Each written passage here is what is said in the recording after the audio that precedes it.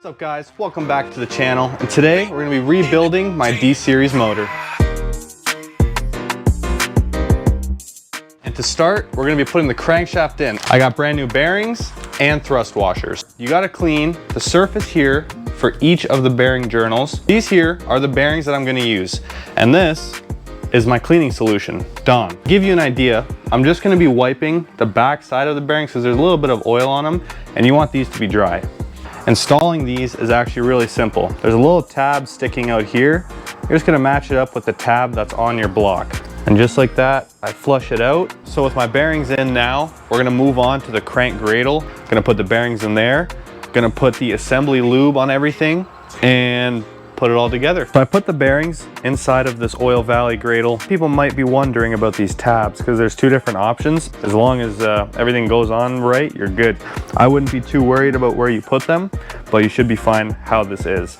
Now I'm gonna put assembly lube here and lay the crank in.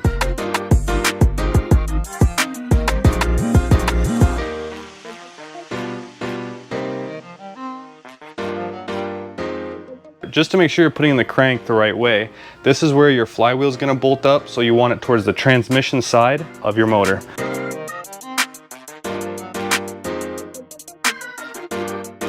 You do not want to forget this very important step, and that would be your thrust washers. It just prevents the crank from moving side to side too much. Now you'll know where to put your thrust washers because here you'll see small little indents on both sides. And I'll show you how I do them. So one thing I do want to mention is you don't want to be shy with your assembly lube. Putting it here on these as well, just so that you know when you do your first crank or whatever, that even if oil isn't there yet, at least everything has assembly lube because it sticks a little more than oil does, so it'll be there.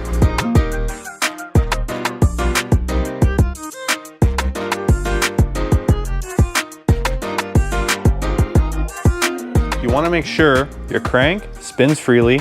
I hammered down the girdle with just a plastic hammer to make sure everything was good and everything spins really nicely. You're gonna have two longer bolts and those are just gonna go right in the middle here on the block. You want to put oil on them, each of them, for torquing. So I just do a little bit of 5W20, slide it in.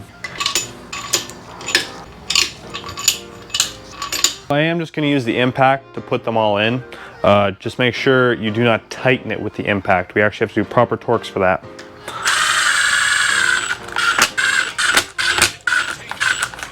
First pass for the bolts is going to be 18 foot-pounds.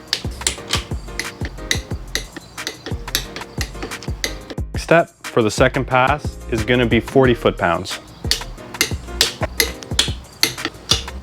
And then to make sure that everything is good and torqued properly, you want to just turn your crank and make sure it's not hard. Like, as you can see, I'm not pushing on it at all. It's very simple to do. So this little piece, don't forget to put that in. I'm not 100% sure the purpose of it, but it's there. So make sure you don't forget that if you're building a D-Series motor. We got our pistons here and they're all nice, they're all good. I cleaned this. You want to make sure, brake cleaner, I'm just using Dawn, all these little areas. You want it to be dry. Same with the bearings. I'm going to try and avoid touching the back because I cleaned the back side already. You want this to be dry because you do not want this spinning. If it spins, that's what's called a spun bearing. Duh. But you just don't want that, so you want it to be dry. So I got the bearings installed here on the piston itself, or on the rod, and the arrow on the pistons. This is a Viterra, so you want to make sure they're facing where your flywheel would be, which would be right here, or the transmission side of your motor. So you're going to put them in. Unfortunately, I do not have the tool that will clamp them all together so I can hit it in, so I'm just going to use my fingers and do one at a time, unfortunately. But here, I also want to mention, don't forget your ring gaps. You want them opposite. So for the top ring, it's facing that way. My middle ring is facing the opposite way. And then my oil ring is right here facing the opposite way of that. And you just want to make sure of that because if they're all lined up, you're going to have blow by and you don't want that. Be sure to lubricate everything good. Same with your cylinder walls. Carefully, without damaging the walls,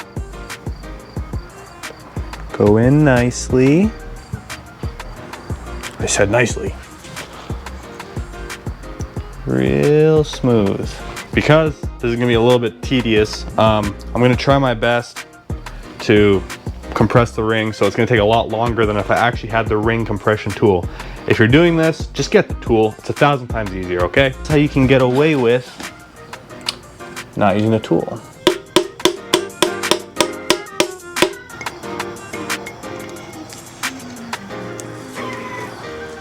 Pressure.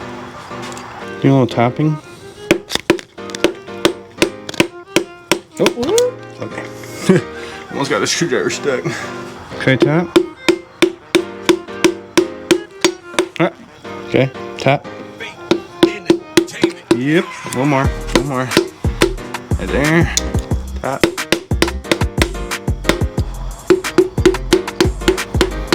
Let's freaking go.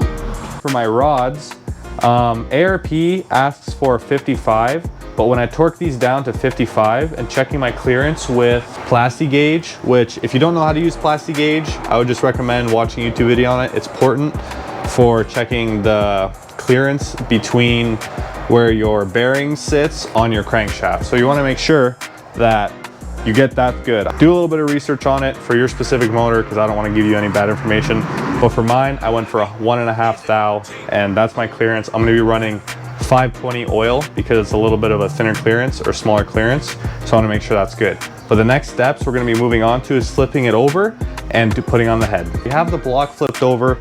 This is the old gasket I used. Now I don't recommend reusing an OEM or like any other gasket, but this is from Civic and people have reused them before. So I'm just gonna put copper spray on it, reuse it. For anyone who's gonna wanna see if it's a good idea or not to reuse a Civic head gasket, this is gonna be proof. So this is what I'm using. I'm using spray gasket.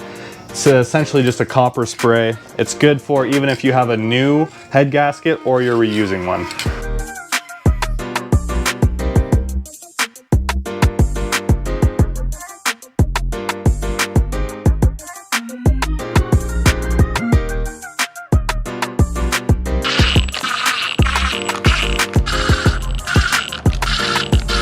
I got the head down.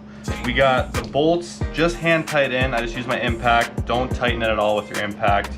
I lubricated the threads and the nuts and the washers with motor oil. So first step is 14 foot-pounds. Second step is 36. And you want to try and keep a nice swift movement. Don't play around with it. Just one.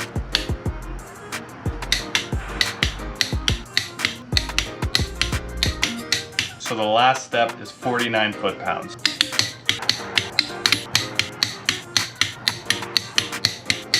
Okay, got them all torqued down off camera. I'm just gonna double check them all. It's a good idea to double check your work.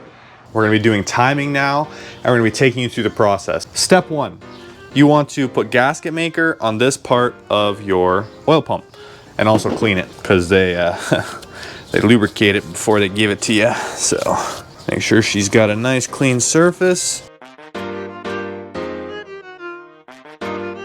So I like to do mine on a majority of the mating surface, and then you can use your finger to spread it around.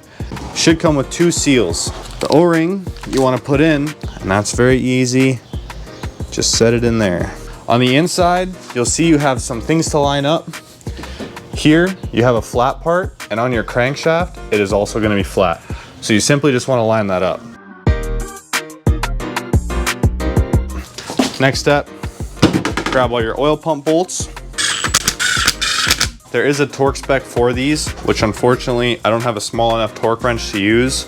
There's a website. I'm just going to show you guys the website in case you're looking for torque specs. It's this website here.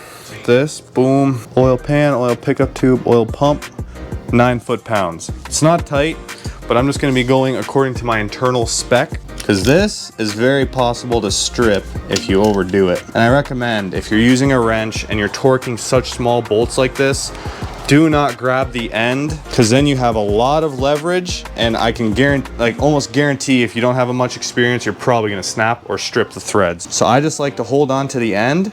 I put my pinky here, and all the pressure is on my pinky. That way I don't have a lot of torque, And I'm not even using all my muscle here for this, because if I did, the whole freaking motor would explode. I'd be way too strong.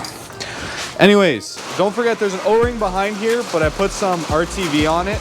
I like to be safe because I don't want to take apart this timing again. You got 4 water pump bolts and they go right here. Now, I grab my pen mill.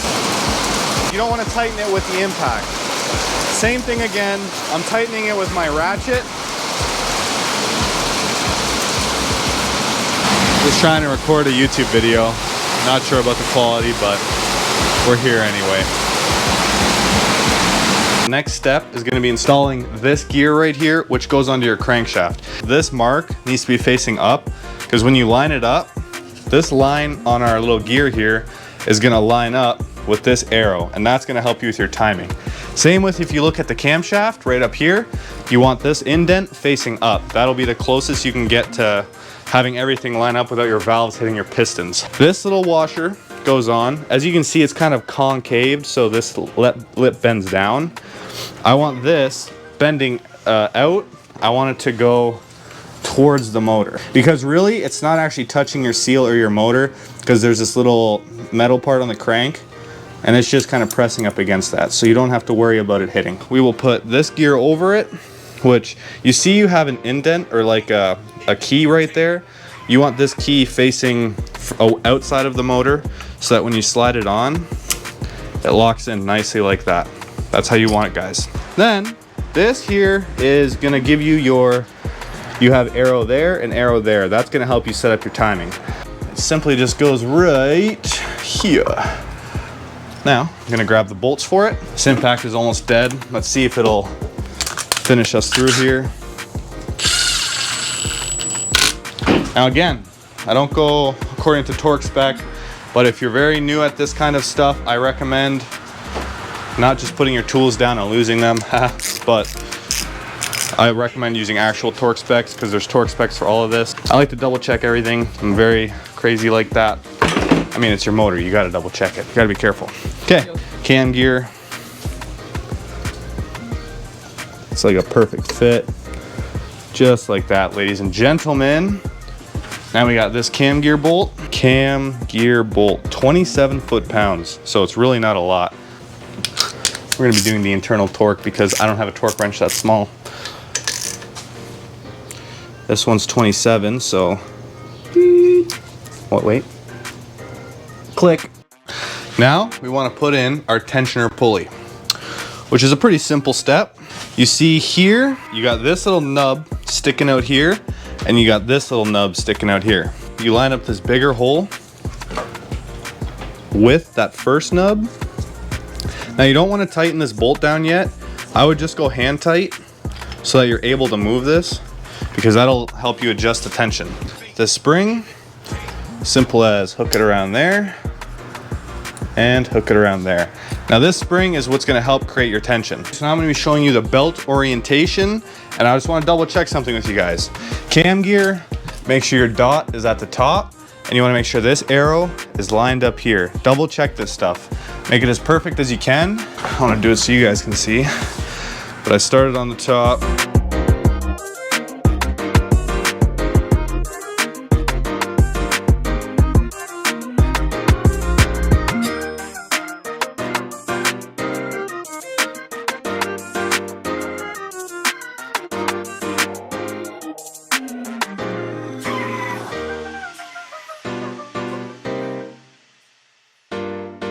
Is where you tighten her up. Before you get any further, before you put any of your plastic covers on, don't forget this motor mount. Timing is set. I hopefully explained that as best I could. This is the basics of putting a D series together. So until we're putting the motor in, I will see you next time.